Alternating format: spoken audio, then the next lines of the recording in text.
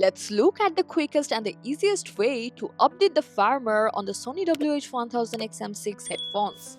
For that, first you have to open up your Play Store or App Store and download Sony Sound Connect app from here.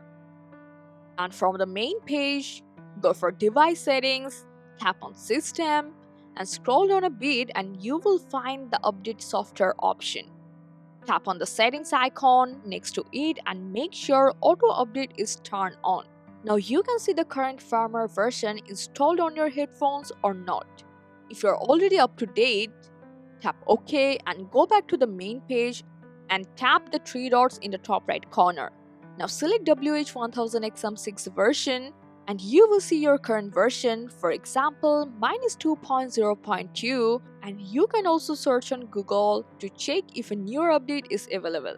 And that's it. I hope this guide helped you a lot. Thanks for watching.